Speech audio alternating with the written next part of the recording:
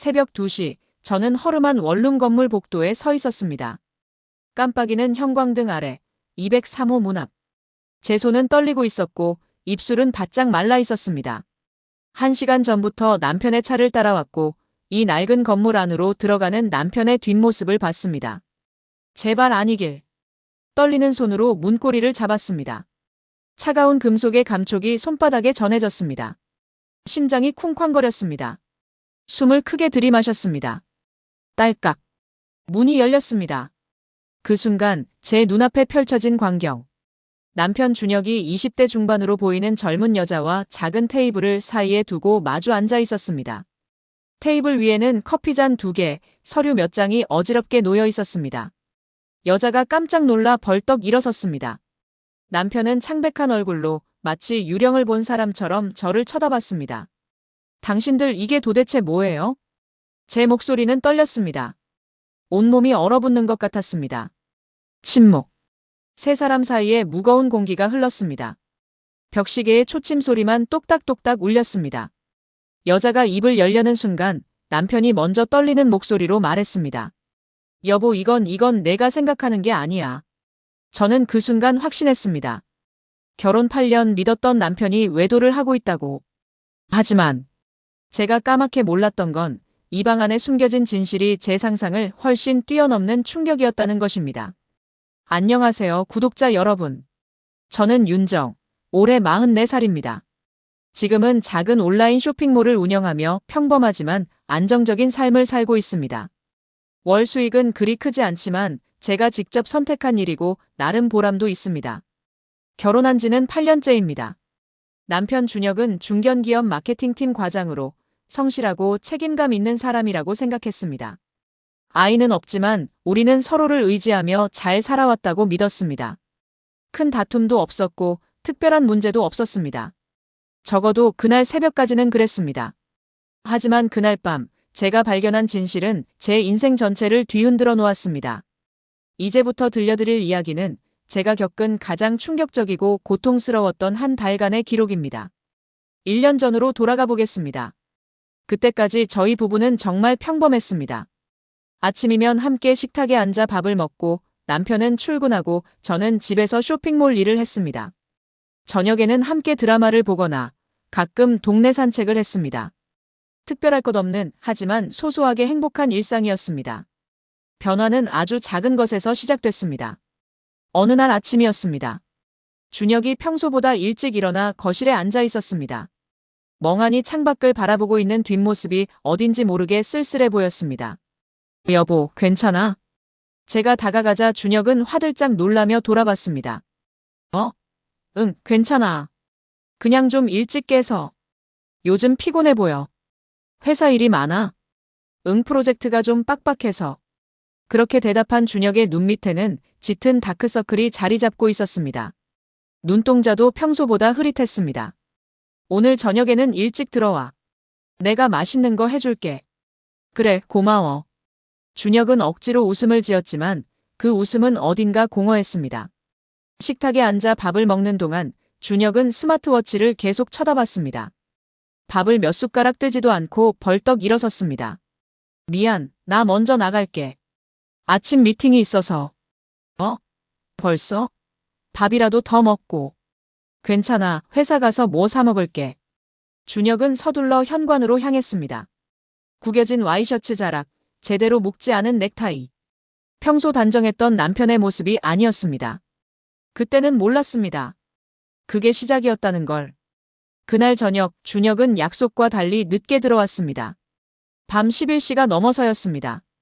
현관문이 조용히 열리는 소리에 저는 소파에서 벌떡 일어났습니다. 여보, 왜 이렇게 늦어? 연락도 없이. 미안, 회의가 길어져서. 폰 배터리도 나갔고. 준혁의 목소리는 지쳐 있었습니다. 하지만 그보다 더 제 신경을 건드린 건 남편의 옷에서 나는 낯선 향수 냄새였습니다. 달콤하고 부드러운, 분명 여자 향수 냄새였습니다. 그 냄새는 뭐야? 제가 묻자 준혁이 잠깐 굳었습니다. 냄새? 무슨 냄새?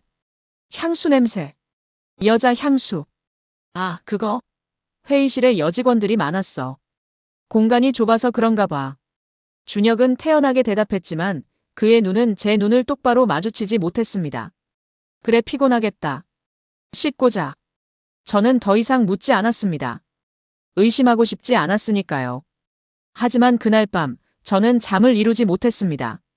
옆에서 자는 남편의 숨소리를 들으며 가슴 한편이 답답하게 조여왔습니다. 괜한 의심이야. 우리 남편은 그런 사람 아니야. 스스로를 다독였습니다. 하지만 이상한 일은 계속됐습니다. 일주일 뒤 새벽 1시쯤이었습니다. 화장실을 가려고 일어난 저는 침대에 남편이 없다는 걸 알아챘습니다. 준혁아? 거실로 나갔지만 아무도 없었습니다. 현관 신발장을 보니 남편의 운동화가 사라져 있었습니다. 새벽에 운동을 나간 걸까? 1시간을 기다렸습니다. 1시간 반, 2시간.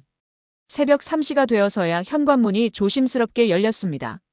저는 침대에 누운 척 눈을 감았습니다. 준혁이 침실로 들어왔습니다. 옷을 벗는 소리, 이불을 덮는 소리, 그리고 깊은 한숨 소리. 제 옆으로 누운 남편의 몸에서 또다시 그 향수 냄새가 났습니다. 똑같은 냄새.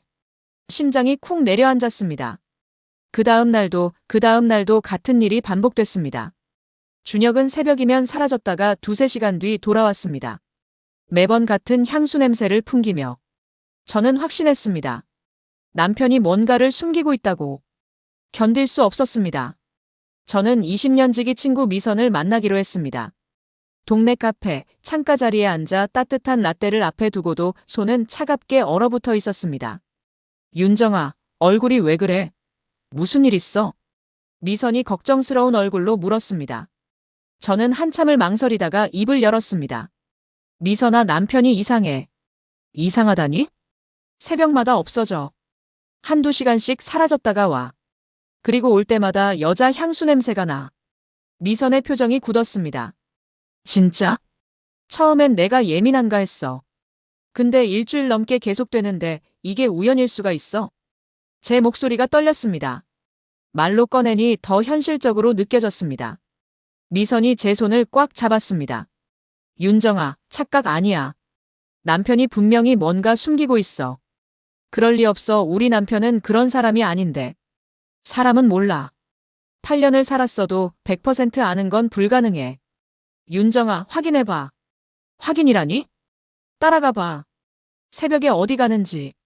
그래야 내가 속 시원하잖아. 미선의 말에 제 가슴이 철렁 내려앉았습니다. 따라간다? 남편을 미행한다. 결혼한 부부가 서로를 의심하고 미행한다는 게 말이 되나요? 하지만 다른 방법이 없었습니다. 알았어. 해볼게. 그날 밤 저는 잠들지 않고 남편을 지켜봤습니다. 밤 12시, 1시. 준혁은 침대에 누워 있었지만 잠든 것 같지 않았습니다. 뒤척이고 한숨 쉬고 스마트워치를 계속 확인했습니다. 새벽 1시 30분. 준혁이 조용히 일어났습니다. 저는 눈을 감고 자는 척했습니다. 준혁이 옷을 챙겨 입는 소리, 지갑을 챙기는 소리, 현관문을 여는 소리. 드르륵. 문이 닫혔습니다. 저는 벌떡 일어나 창문으로 달려갔습니다. 아래 주차장에서 준혁의 차에 불이 켜지고 천천히 빠져나가는 게 보였습니다. 지금이야. 저는 급하게 옷을 걸치고 제 차 키를 집어들었습니다. 손이 떨렸습니다. 심장이 미칠 듯이 뛰었습니다. 제발 아무것도 아니길. 하지만 동시에 알고 있었습니다. 이 불길한 예감이 틀리지 않을 거라는 걸. 차에 시동을 걸고 준혁의 차를 따라갔습니다. 적당한 거리를 유지하며 들키지 않게. 새벽 거리는 한산했고 가로등만이 쓸쓸히 빛나고 있었습니다. 준혁의 차는 우리 집에서 20분 정도 떨어진 곳으로 향했습니다. 낯선 동네였습니다. 한 번도 와본 적 없는 곳. 주택가를 지나 작은 상가 건물들이 늘어선 골목으로 들어갔습니다. 준혁의 차가 한 건물 앞에 멈췄습니다. 허름한 3층짜리 원룸 건물. 페인트가 벗겨진 외벽, 깜빡이는 간판. 선진빌라라는 글씨가 희미하게 보였습니다. 준혁이 차에서 내렸습니다. 주변을 살피며 마치 누가 볼까봐 조심하는 것처럼 건물 안으로 들어갔습니다. 저는 차에서 내려 떨리는 다리로 그 건물로 향했습니다. 괜찮아, 아무것도 아닐 거야. 친구 집일지도 몰라. 아니면 회사 후배. 스스로를 다독이며 건물 입구로 들어갔습니다. 낡은 계단, 삐걱거리는 소리, 복도에 흐르는 곰팡이 냄새. 2층에서 희미한 불빛이 보였습니다. 203호. 문틈 사이로 새어나오는 불빛과 함께 낮은 목소리가 들렸습니다. 여자 목소리였습니다. 왔어요? 요즘은 잠 좀 주무세요? 부드럽고 따뜻한 목소리. 남편의 대답은 들리지 않았습니다. 등골이 오싹했습니다. 온몸이 얼어붙는 것 같았습니다. 저는 숨을 죽이고 문 앞에 섰습니다. 손을 들어 놓고 할까 아니면 그냥 문을 열까. 심장이 터질 것 같았습니다. 머릿속이 하얗게 변했습니다. 제발 아니길. 하지만 알아야 했습니다. 진실을. 떨리는 손으로 문고리를 잡았습니다. 놀랍게도 문은 잠겨 있지 않았습니다. 딸깍. 문이 열렸습니다. 그리고 제 눈앞에 펼쳐진 광경. 작은 원룸. 낡은 가구들. 테이블 위에 놓인 커피잔 2개와 서류 뭉치. 그리고 준혁과 젊은 여자. 여자는 20대 중반으로 보였습니다. 긴 생머리, 화장기 없는 맑은 얼굴, 청바지에 흰색 니트를 입고 있었습니다.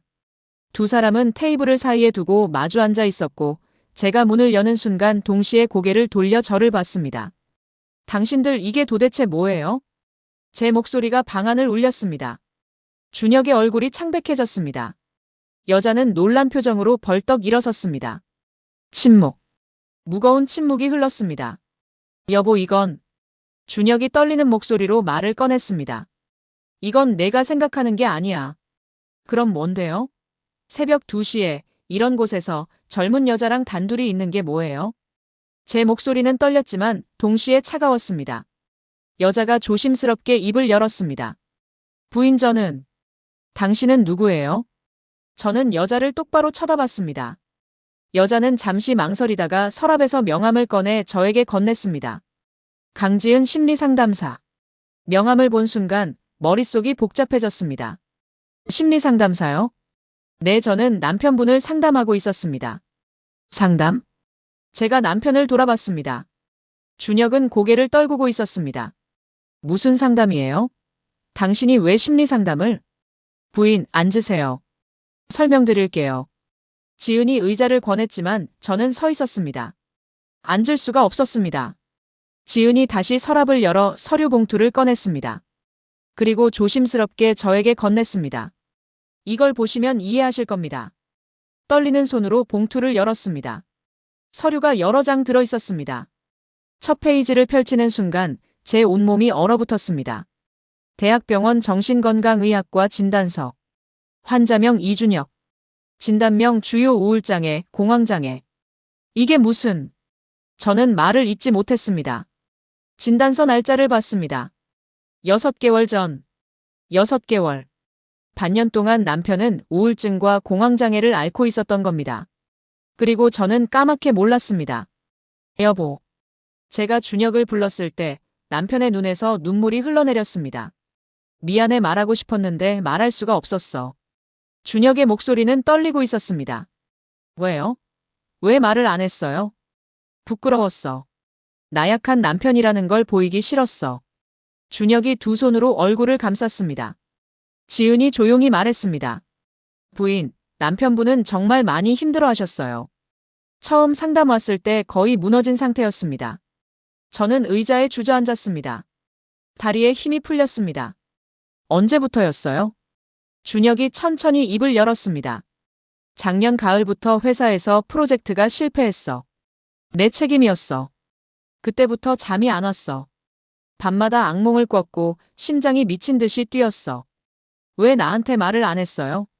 말하면 당신이 실망할까봐. 무능한 남편이라고 생각할까봐. 눈물이 비 오듯 쏟아졌습니다. 제 눈에서도 남편의 눈에서도. 준혁이 떨리는 목소리로 말을 이어갔습니다. 어떤 날은 정말 죽고 싶었어. 차라리 사라지는 게 나을 것 같았어. 심장이 철렁 내려앉았습니다. 그날 밤도 한강에 갔었어. 다리 난간에 서 있었어. 준혁아. 그때 지은 씨한테 전화했어. 마지막으로 누군가한테 말하고 싶었어. 지은이 고개를 끄덕이며 말했습니다. 그날 밤 급하게 달려갔어요. 남편분을 붙잡았죠. 그 이후로 밤마다 연락이 왔습니다. 불안해서 잠을 못 잔다고, 죽을 것 같다고. 그래서 새벽마다 여기 온 거예요? 네. 병원 응급실에 갈 수도 없고 당신한테 들킬 수도 없고 유일하게 의지할 곳이 여기였어요. 지은이 테이블 위에 노트를 가리켰습니다. 이게 상담 일지예요. 거의 매일 밤 왔어요. 2시간씩, 3시간씩 이야기 나눴습니다. 저는 노트를 펼쳤습니다. 빼곡하게 적힌 글씨들. 날짜와 시간, 그리고 남편의 상태. 오늘도 악몽. 손 떨림 심함. 자살 충동 710. 공황 발작. 과호흡. 30분간 진정. 회사 그만두고 싶다고 함. 계속 설득. 한 장 한 장 넘길 때마다 가슴이 찢어지는 것 같았습니다. 이 모든 고통을 남편은 혼자 견디고 있었던 겁니다. 그런데 지은이 조심스럽게 다른 서류를 꺼냈습니다. 부인이 알아야 할 게 하나 더 있습니다. 퇴직 증명서. 퇴직일자 2개월 전. 뭐예요, 이게? 제 손이 떨렸습니다. 회사에서 잘린 거예요? 준혁이 고개를 끄덕였습니다. 명예퇴직이라고 했지만 사실상 권고사직이었어. 프로젝트 실패 이후로 회사에서 날 밀어냈어. 2달 전이요? 2달 동안 나한테 거짓말한 거예요? 매일 아침 출근하는 척하고 카페에서 시간 보내다가 저녁에 들어왔어. 당신한테 차마 말할 수가 없었어. 준혁의 목소리가 떨렸습니다. 무능한 남편이라는 걸, 당신을 지킬 능력도 없는 남자라는 걸 어떻게 말해? 그럼 저는 뭐예요? 난 당신 아내잖아요. 제 목소리가 커졌습니다. 같이 고민하고 같이 해결해야 할 사람이 저잖아요. 왜 혼자 안고 가요? 미안해, 정말 미안해. 준혁이 무릎을 꿇고 울기 시작했습니다. 방 안에 흐느끼는 소리만 울렸습니다.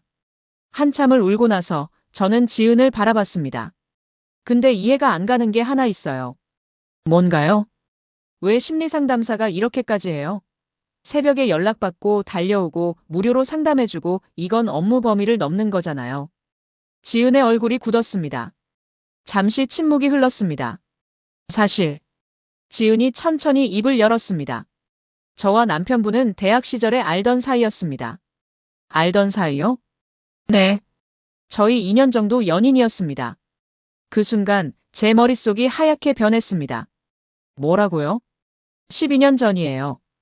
대학교 3학년 때 만났고 졸업 후에 헤어졌습니다. 지은이 조용히 말을 이었습니다. 남편분이 처음 상담실에 왔을 때 저도 너무 놀랐어요. 12년 만에 다시 만난 거니까요. 준혁이 고개를 들었습니다. 나도 깜짝 놀랐어. 그냥 심리상담을 받으러 갔는데 지은이가 상담사로 나타났어. 그럼 그때부터 새벽에 만난 거예요? 아니요. 처음 몇 번은 정상적인 상담이었어요. 하지만 남편분의 상태가 점점 나빠졌고 지은이 잠시 말을 멈췄습니다. 어느 날 밤 남편분한테 전화가 왔어요. 지금 한강에 있다고, 차라리 죽는 게 낫겠다고. 그래서 달려간 거예요? 네. 그날 이후로 제가 24시간 연락을 받기로 했습니다. 혼자 두면 정말 위험할 것 같았거든요. 저는 2사람을 번갈아 쳐다봤습니다. 그럼 둘이 다시. 아니요. 지은이 급하게 손을 저었습니다. 절대 그런 관계 아닙니다. 저는 그저 과거를 아는 사람으로서, 상담사로서 도와준 것뿐이에요. 과거를 아는 사람이라. 제 목소리에는 냉기가 서려 있었습니다. 남편은 매일 밤 전 여자친구한테 가서 위로받고 나는 집에서 혼자 불안해하고. 저는 비웃듯 말했습니다. 이게 뭐예요? 이게 부부예요? 여보, 정말 아무 일도 없었어. 지은이는 그냥 상담사로서. 닥쳐요. 제가 소리쳤습니다. 당신이 뭘 알아요? 매일 밤 당신 없이 혼자 누운 내 심정을 알아요? 향수 냄새 맡으며 미쳐가던 내 마음을 알아요? 눈물이 다시 쏟아졌습니다. 외도는 아니라고 하지만 나는 배신감을 느껴요. 당신은 나한테 모든 걸 숨기고 다른 여자한테는 마음을 털어놨잖아요. 미안해. 미안하다는 말로 다 되는 줄 알아요? 저는 벽에 기대어 주저앉았습니다. 나도 힘들었어요. 당신이 변하는 걸 보면서 무슨 문제인지도 모른 채 혼자 걱정하던 거 정말 힘들었어요. 지은이 조용히 말했습니다. 부인, 남편분은 정말 부인을 사랑합니다. 그래서 더 말 못한 거예요. 사랑이요? 이게 사랑이에요? 네. 사랑하는 사람 앞에서 무너진 모습 보이기 싫어서 걱정시키기 싫어서 혼자 견딘 겁니다. 그게 사랑은 아니잖아요. 그건 그냥 자존심이죠. 제 말에 지은이 고개를 끄덕였습니다. 맞아요. 그래서 제가 계속 남편분을 설득했어요. 부인에게 말하라고, 함께 이겨내라고. 준혁이 바닥에 무릎을 꿇고 제게 다가왔습니다. 윤정아. 평소에 부르지 않던 제 이름을 불렀습니다. 나는 정말 너무 무서웠어. 당신이 날 떠날까봐. 왜 떠나요? 무능한 남편, 정신병 있는 남편 그런 사람 옆에 누가 있고 싶겠어? 나는 당신 아내예요. 그래서 더 무서웠어. 당신한테만큼은 괜찮은 남편으로 남고 싶었어. 준혁이 제 손을 잡으려 했지만 저는 손을 뺐습니다. 당신이 생각하는 괜찮은 남편은 아내한테 다 숨기고 혼자 견디는 사람이에요. 아니야. 그럼 뭐예요? 미안해, 내가 잘못했어. 진작 말했어야 했어. 준혁이 바닥에 이마를 댔습니다. 용서해줘, 제발. 저는 그 모습을 내려다보며 생각했습니다. 용서할 수 있을까? 다시 믿을 수 있을까? 지은이 조용히 일어섰습니다. 제가 자리를 비워드릴게요. 두 분이 이야기하셔야 할 것 같네요. 잠깐만요. 제가 지은을 불렀습니다. 물어볼 게 있어요. 네, 말씀하세요. 솔직하게 대답해 주세요. 당신 아직도 우리 남편 좋아하죠? 지은의 얼굴이 굳었습니다. 침묵. 예전에는 좋아했죠. 12년 전에. 지금은요? 지금은 그저 옛 친구이자 제 내담자입니다. 거짓말. 제가 단호하게 말했습니다. 당신 눈빛 봤어요. 우리 남편 볼 때 당신 눈빛. 그건 상담사가 내담자 보는 눈빛이 아니에요. 지은이 잠시 망설이다가 천천히 고개를 끄덕였습니다. 맞아요. 미안해요. 뭐가 미안해요? 저도 남편분을 아직 좋아하는 것 같아요. 12년이 지났는데도. 그 순간 제 가슴이 무너지는 것 같았습니다. 역시. 직감은 틀리지 않았습니다. 지은이 창밖을 바라보며 말했습니다. 12년 전에 헤어진 건 제 선택이었어요. 왜요? 저는 심리학을 공부하고 싶었고 유학을 가고 싶었어요. 하지만 남편분은 한국에 남아야 했죠. 그래서 제가 먼저 이별을 통보했어요. 지은의 목소리가 떨렸습니다. 그게 평생 후회로 남았어요. 어쩌면 제 인생 최대의 실수였을지도 모르죠. 그래서 이번 기회에 다시. 아니요. 지은이 고개를 저었습니다. 처음엔 그럴 수도 있다고 생각했어요. 운명처럼 다시 만났으니까. 하지만 지은이 저를 똑바로 쳐다봤습니다. 남편분이 부인 이야기할 때 보면 알아요. 정말 사랑한다는 걸. 제 이야기할 때랑은 완전히 다른 눈빛이에요. 그래서 저는 물러나기로 했어요. 상담사로만 남기로요. 지은이 가방을 들었습니다. 오늘부터는 제가 아닌 다른 상담사를 소개해 드릴게요. 제가 계속 있으면 부인도 편하지 않으실 테니까요. 지은이 문 쪽으로 걸어갔습니다. 부인, 남편분 잘 부탁드려요. 정말 좋은 사람이에요. 그리고 문을 열고 나갔습니다. 방 안에는 저와 준혁, 단둘만 남았습니다. 긴 침묵이 흘렀습니다. 준혁이 먼저 입을 열었습니다. 윤정아, 나 정말 후회해. 진작 말할 걸. 지은이한테 간 건 정말 다른 의미 없었어. 그냥 유일하게 내 약한 모습을 보여줄 수 있는 사람이었어. 왜 나한텐 보여줄 수 없었어요? 제 목소리가 떨렸습니다. 나는 당신 아내잖아요. 약한 모습도 무너진 모습도 다 받아줄 수 있는 사람이잖아요. 알아, 그게 내 잘못이야. 준혁이 제 손을 잡았습니다. 이번엔 뿌리치지 않았습니다. 나는 남편으로서의 자존심 같은 게 있었어. 당신 앞에선 강한 사람이고 싶었어. 난 강한 남편이 필요한 게 아니에요. 솔직한 남편이 필요해요. 알았어. 이제부터는 다 말할게. 약한 모습도 힘든 것도 다. 준혁이 제 손을 꽉 쥐었습니다. 다시 시작할 수 있을까? 우리. 저는 준혁을 바라봤습니다. 눈물 자국이 남아있는 얼굴, 핏기 없는 입술, 떨리는 손. 8년을 함께 산 남편. 믿었던 남편. 하지만 동시에 저를 믿지 못해 모든 걸 숨긴 남편. 솔직히 말할게요. 저는 천천히 입을 열었습니다. 지금 당장은 용서가 안 돼요. 준혁의 얼굴이 창백해졌습니다. 당신이 외도한 건 아니지만 마음은 다른 사람한테 기댔잖아요. 나는 매일 밤 혼자 불안해하는데 당신은 다른 여자한테 위로받았잖아요. 윤정아. 그리고 회사 그만둔 것도 우울증도 다 숨겼잖아요. 부부가 그런 거예요? 모든 걸 혼자 결정하는 게 부부예요? 제 목소리에 분노가 섞여 있었습니다. 미안해 정말. 미안하다고 다 되는 게 아니에요. 저는 일어섰습니다. 시간이 필요해요. 생각할 시간. 얼마나? 모르겠어요. 며칠이 될 수도 몇 달이 될 수도. 저는 가방을 들었습니다. 일단 오늘은 집에 혼자 들어갈게요. 당신은 여기서 머리 좀 식히세요. 윤정아, 제발. 연락할게요. 저는 뒤도 돌아보지 않고 방을 나왔습니다. 복도, 계단, 건물 밖. 차가운 새벽 공기가 얼굴을 때렸습니다. 눈물이 다시 쏟아졌습니다. 그날 이후 저는 친정에 머물렀습니다. 어머니는 아무것도 묻지 않으셨습니다. 그저 따뜻한 밥을 차려주시고 제 머리를 쓰다듬어 주셨습니다. 준혁한테는 매일 문자가 왔습니다. 미안해. 사랑해. 기다릴게. 하지만 저는 답장하지 않았습니다. 어느 날 미선이 찾아왔습니다. 윤정아, 어떻게 할 거야? 모르겠어. 남편이 진심으로 반성하는 것 같던데. 반성한다고 다 용서되는 건 아니잖아. 그럼 이혼할 거야? 그 질문에 저는 대답할 수 없었습니다. 이혼. 8년의 결혼 생활을 끝낸다는 것. 그게 정답일까? 일주일 후, 저는 다른 심리 상담사를 찾아갔습니다. 젊은 여자 상담사가 따뜻하게 맞아주었습니다. 무엇을 도와드릴까요? 저는 그동안의 일을 모두 털어놓았습니다. 남편의 우울증, 퇴직, 전 여자친구와의 만남, 제 배신감까지. 상담사는 조용히 듣고 있다가 물었습니다. 부인은 남편을 아직 사랑하세요? 모르겠어요. 사랑하지 않는다면 이렇게 힘들지 않을 거예요. 상담사가 웃으며 말했습니다. 부인은 지금 배신감과 사랑 사이에서 갈등하는 거예요. 남편을 사랑하지만 상처받은 마음도 있는 거죠. 그럼 어떻게 해야 해요? 시간을 주세요. 자신에게도 남편에게도. 그리고 천천히 대화하세요. 대화요? 네. 남편이 왜 그랬는지, 부인이 왜 화가 났는지. 솔직하게 이야기 나누세요.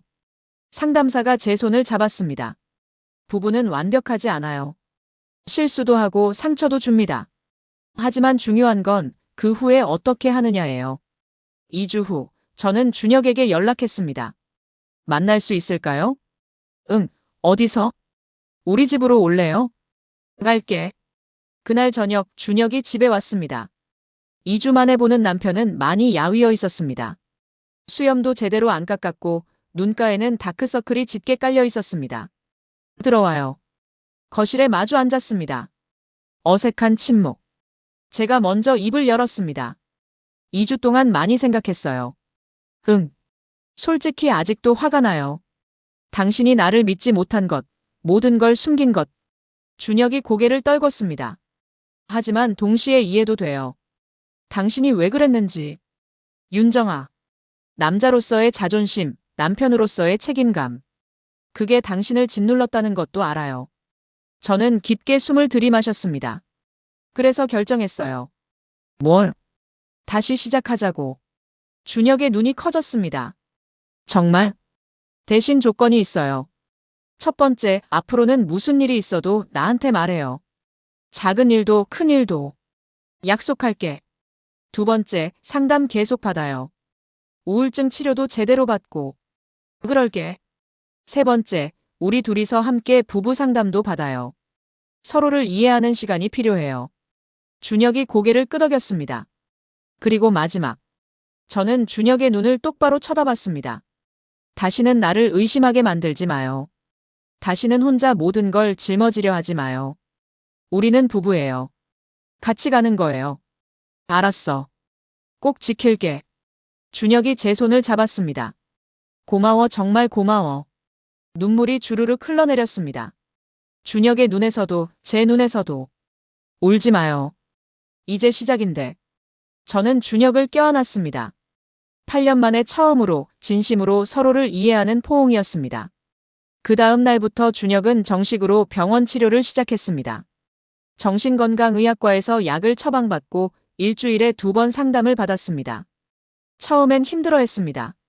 약 먹으면 머리가 멍해져. 조금만 참아요. 의사 선생님이 그러는데 처음엔 다 그렇대요. 사람들이 알면 어떡해. 아무도 몰라요. 그리고 알아도 괜찮아요. 병은 병일 뿐이에요. 저는 매번 병원에 함께 갔습니다. 대기실에서 기다리고 상담 끝나면 함께 집에 돌아왔습니다. 한 달이 지나자 조금씩 변화가 보였습니다. 준혁의 얼굴에 생기가 돌기 시작했습니다. 잠도 예전보다 잘 자고 악몽도 줄어들었습니다. 요즘 좀 어때? 많이 나아진 것 같아. 예전엔 항상 가슴이 답답했는데 이제 좀 숨 쉴 수 있어. 다행이다. 우리는 약속대로 부부 상담도 시작했습니다. 새로운 상담사는 50대 중반의 남자 선생님이었습니다. 두 분, 여기까지 오느라 힘드셨죠? 네. 하지만 여기 온 것만으로도 대단해요. 많은 부부가 문제를 회피하거든요. 상담사가 우리를 번갈아 보며 말했습니다. 오늘은 서로에게 하고 싶었던 말을 해보세요. 솔직하게. 준혁이 먼저 입을 열었습니다. 윤정아, 미안해. 너를 믿지 못해서. 너는 뭐든 이해해줄 사람인데 나는 그걸 몰랐어. 나도 미안해요. 당신이 힘들 때 알아채지 못해서. 더 관심 가졌어야 했는데. 아니야, 내 잘못이 아니야. 당신 잘못도 아니에요. 병은 누구나 걸릴 수 있는 거잖아요. 상담사가 웃으며 말했습니다. 좋아요. 서로를 탓하지 않는 게 중요해요. 이제 앞으로 어떻게 할지 이야기해 봅시다. 우리는 1시간 넘게 대화했습니다. 과거에 대한 후회, 현재의 상황, 미래에 대한 계획. 모든 것을 솔직하게 나눴습니다. 상담실을 나올 때 우리는 손을 꼭 잡고 있었습니다. 3개월이 지났습니다. 준혁은 많이 나아졌습니다. 약도 줄었고 공황 발작도 거의 사라졌습니다. 일자리를 찾기 시작했습니다. 오늘 면접 봤어. 어땠어? 글쎄 나이도 있고 공백기도 있고 쉽지 않네. 괜찮아요. 천천히 찾으면 돼요. 미안해. 당신 혼자 돈 벌고. 아니에요. 나는 괜찮아요. 우리 쇼핑몰도 요즘 잘 되고 있어요. 실제로 제 쇼핑몰은 매출이 늘고 있었습니다. 준혁이 집안일을 도와줘서 제가 일에 더 집중할 수 있었습니다. 내가 청소할게. 설거지는 내가 할게. 저녁은 내가 만들게. 역할이 바뀌었지만 그게 나쁘지 않았습니다. 오히려 서로를 더 이해하게 됐습니다. 4개월 후 우연히 지은을 길에서 마주쳤습니다. 어머, 부인. 안녕하세요. 어색한 침묵이 흘렀습니다. 남편분은 잘 지내세요? 네, 많이 좋아졌어요. 다행이네요. 지은이 미소 지었습니다. 저 때문에 고생하셨죠? 아니에요. 오히려 감사해요. 네. 당신이 그날 밤 남편을 붙잡아줘서. 당신이 아니었으면 남편은 지금 없었을 거예요. 지은의 눈시울이 붉어졌습니다. 제가 한 일은 별거 아니에요. 아니에요. 큰일이었어요. 저는 지은의 손을 잡았습니다. 고마워요. 진심으로. 저야말로. 남편분 잘 부탁드려요. 네. 우리는 웃으며 헤어졌습니다. 그 순간 가슴속 응어리가 풀리는 것 같았습니다. 5개월 후 준혁에게 좋은 소식이 왔습니다. 윤정아. 준혁이 현관문을 벌컥 열며 들어왔습니다. 왜? 무슨 일이야? 합격했어. 면접 붙었어. 정말? 응. 중소기업인데 분위기도 좋고 사람들도 좋아 보여. 준혁이 저를 번쩍 들어올렸습니다. 우와, 조심해. 미안, 너무 기뻐서. 우리는 껴안고 빙글빙글 돌았습니다. 그날 저녁 오랜만에 외식을 했습니다. 고깃집에서 삼겹살을 구우며 소주를 한 잔씩 기울였습니다. 건배, 건배.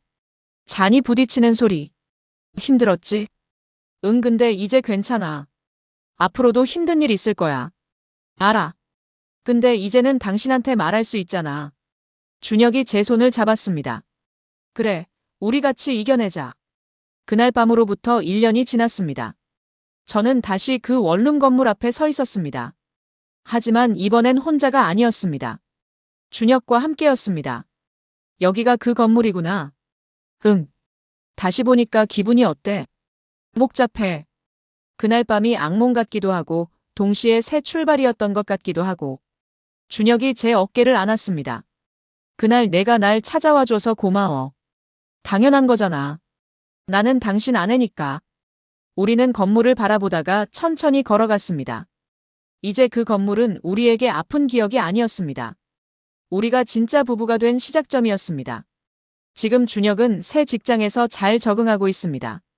우울증 약도 거의 끊었고 한 달에 한 번 정기 상담만 받고 있습니다.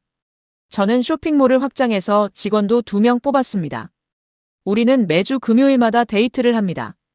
영화를 보거나 산책을 하거나 맛있는 걸 먹으러 갑니다. 그리고 매일 밤 서로에게 오늘 하루 어땠는지 이야기합니다. 오늘 회사에서 이런 일이 있었어. 오늘 쇼핑몰에 이런 손님이 왔어. 작은 일도 큰 일도 모두 나눕니다. 더 이상 비밀은 없습니다.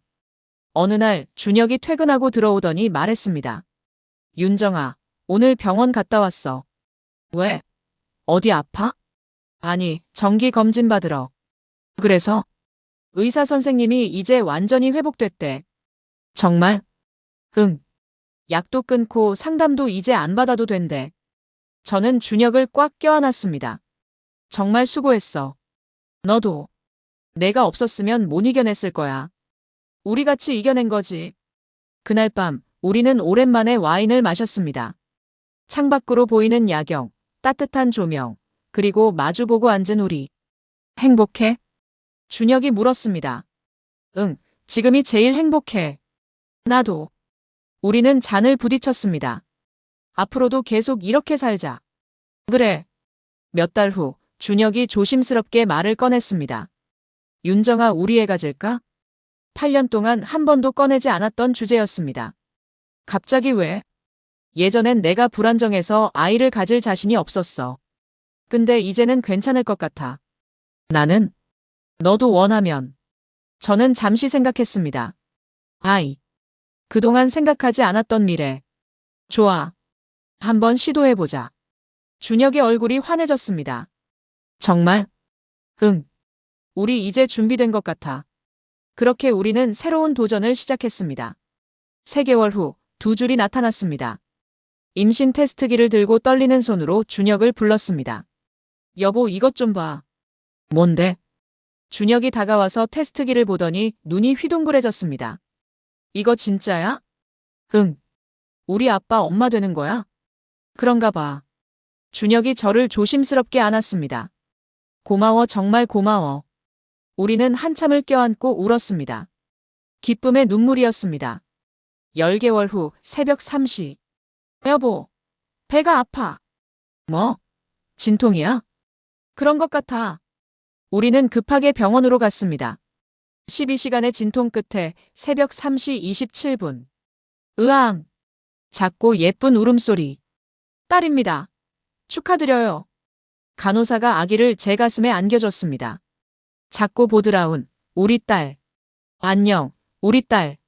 준혁이 옆에서 아기의 작은 손을 잡았습니다. 예쁘다, 진짜 예쁘다. 눈물이 주르륵 흘러내렸습니다. 2년 전 그 어두운 밤. 남편을 의심하고 미행하고 충격받았던 그 밤. 그 모든 고통을 이겨내고 우리는 여기까지 왔습니다. 3년 후. 오늘은 딸 지우의 두 돌입니다. 집에는 친척들과 친구들이 모였습니다. 미선도 왔고 놀랍게도 지은도 왔습니다. 부인, 오랜만이에요. 어머, 지은 씨. 와줘서 고마워요. 아기 진짜 예쁘네요. 닮았죠? 아빠 닮았어요. 우리는 웃으며 이야기를 나눴습니다. 더 이상 어색하지 않았습니다. 과거는 과거일 뿐 지금이 중요했으니까요. 준혁이 지우를 안고 다가왔습니다. 지우야, 엄마 찾았네. 맘마. 그래, 엄마. 우리는 셋이서 사진을 찍었습니다. 행복한 가족 사진. 3년 전에는 상상도 못했던 미래. 구독자 여러분, 제 이야기를 끝까지 들어주셔서 감사합니다. 3년 전 그 새벽, 저는 남편이 외도를 한다고 확신했습니다. 하지만 진실은 달랐습니다. 남편은 혼자 무너져가고 있었고 저에게 도움을 청하지 못했습니다. 만약 제가 그날 밤 따라가지 않았다면? 만약 진실을 알지 못했다면? 우리는 아마 계속 서로를 오해하며 살았을 겁니다. 그래서 저는 이 이야기를 통해 전하고 싶습니다. 부부는 완벽하지 않습니다. 실수도 하고 오해도 하고 상처도 줍니다. 하지만 중요한 건 그 후에 어떻게 하느냐입니다. 대화하고 이해하고 용서하고 함께 이겨내는 것. 그게 진짜 부부입니다. 남자도 약할 수 있습니다. 우울증은 나약함이 아닙니다. 병입니다. 도움을 청하는 건 부끄러운 일이 아닙니다. 오히려 용기 있는 일입니다. 그리고 여자도 강할 수 있습니다. 아내는 남편을 떠받치는 존재만이 아닙니다. 함께 이겨내는 동반자입니다. 저와 준혁은 그 어두운 밤을 이겨냈습니다. 믿음을 회복했고 더 단단한 부부가 됐습니다. 그리고 지금 우리는 행복합니다. 여러분도 지금 힘든 시간을 보내고 계신가요? 배우자와의 관계에서 고민이 있으신가요? 포기하지 마세요. 대화하세요. 솔직해지세요. 혼자 견디지 마세요. 함께 이겨내세요. 그게 부부니까요.